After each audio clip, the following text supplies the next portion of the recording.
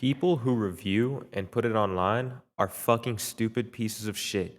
Welcome to my video about me reviewing different reviewers and why I think reviews are the second most tragic thing to happen on earth. Starting off with probably the most hated reviewer of all time.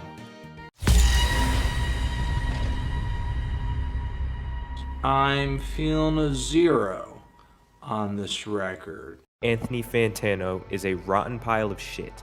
Not only do you give Yeezus a terrible rating, but you gave Twin Fantasy the same rating as fucking Sexy Red. You cannot be called a real music reviewer with opinions like this, Mr. Fantano. You're a scumbag above all else. But how in the name of Jesus are you going to give My Beautiful Dark Twisted Fantasy a 6?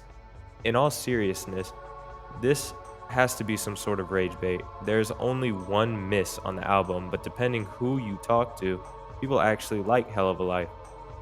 I feel like Anthony Fantano's reviews are very subjective to what he likes, but since he is the most popular music reviewer on the internet, I think, people expect him to regurgitate what others are also saying about stuff, which is why people are scratching their heads and wondering why the fuck Yeezus is a lower rated album than fucking Charlie XCX. I really think Drake said it best when he said this. Basically, what I'm trying to get at is that Anthony Fantano is a liberal.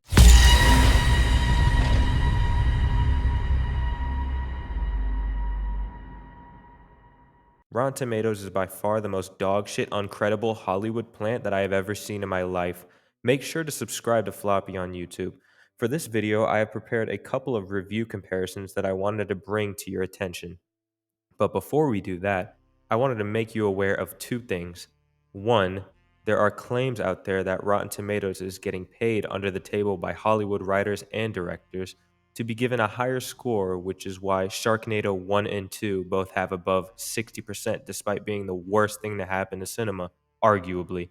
Sorry, Sharknado fans. And for number 2, remember Cuties got an 88%?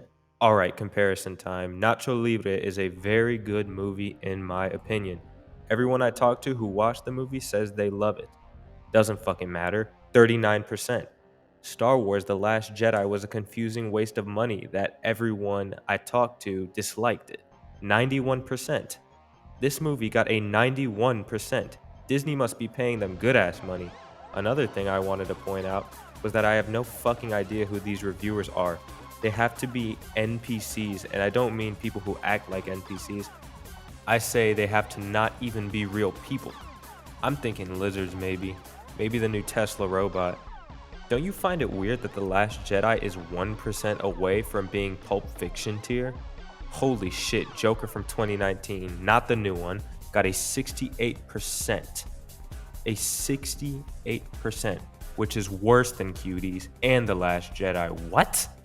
Enough talking about shitty movies like Joker, and let's talk about a movie everyone remembers that everyone who watched it can definitely remember events that happened. The Good Dinosaur makes its way into the certified fresh category of movies, which is basically a funny way of shamelessly admitting you paid to win. And it squeezes ahead of Joker's dogshit score of 68% by achieving a 76%. Congratulations, Good Dinosaur. Again, these reviews on Rotten Tomatoes are very bad, but there is an explanation as to why that has been brought to all of our attention. These reviews are blatant pay to win. There are many reports of this, but even without these reports, you can tell something is up when The Shawshank Redemption has a lower score than Spy Kids.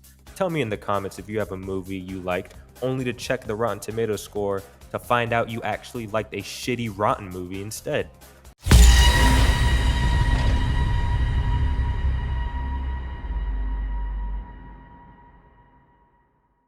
IMDB is a website that I am constantly on because I can trust it for the most part.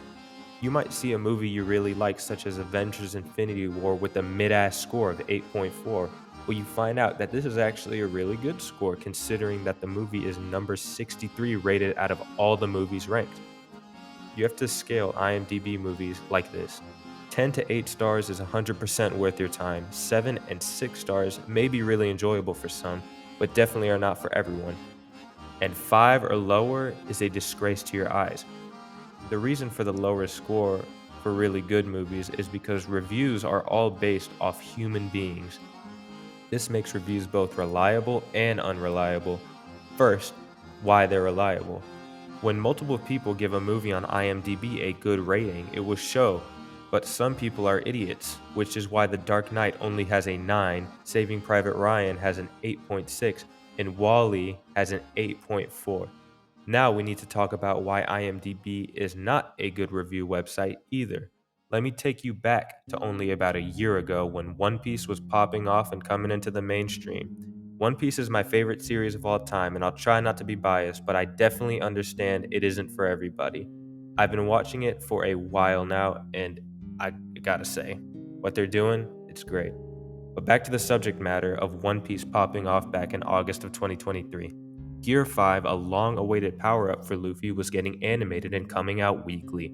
The two episodes were rated very highly at the time, as well as the previous episode where Zoro fought someone that was being built up. I won't say who because of spoilers, but just know that the episode was really, really good.